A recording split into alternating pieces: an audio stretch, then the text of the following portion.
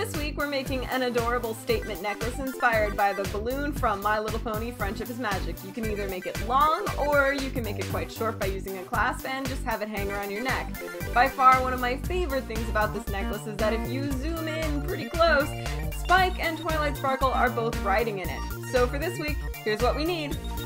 Matte shrink film, various alcohol-based markers, clear embossing powder, a picture of the balloon 3 times the size you want it to be, various kinds of chain, industrial strength glue, wire cutters, and a clasp if you want a short necklace.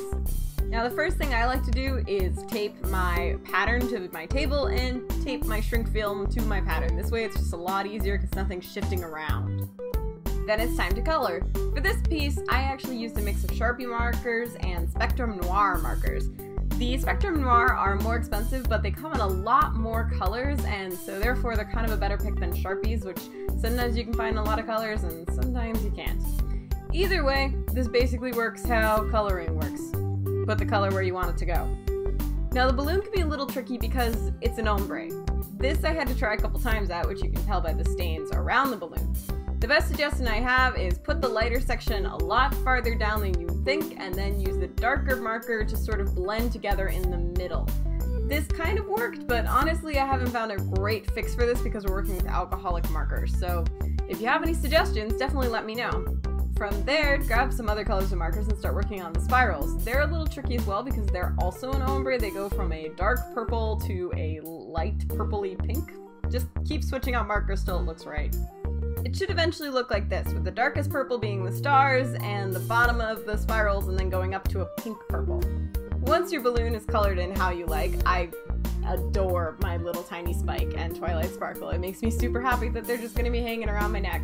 Cut out your pieces with scissors or a box cutter or an X-Acto knife, whatever you happen to have lying around. For me, I specifically made the balloon separate from the basket, so that's the design of this necklace, but of course if you want to fuse them together, that's totally fine as well.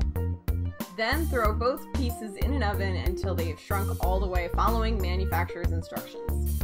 Once your pieces have baked and cooled, lay them into a baking dish that you either don't plan on using for baking or have thoroughly lined with a parchment paper, your choice, and put on a thick layer of embossing powder.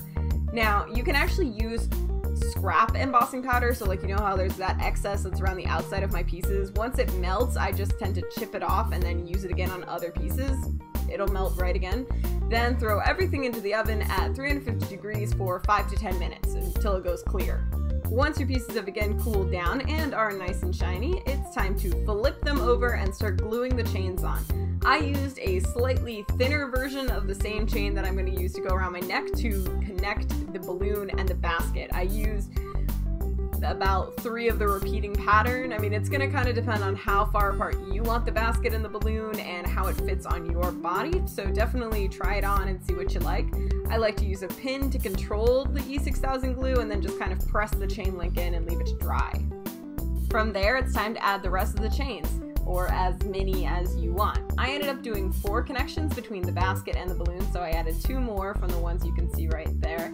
And then I added a 32-inch chain to go around my neck on either side of the balloon. That way I didn't have to add a clasp. If you want a shorter necklace, you're going to have to take 2 pieces of chain and add a clasp so that it can actually fit over your head.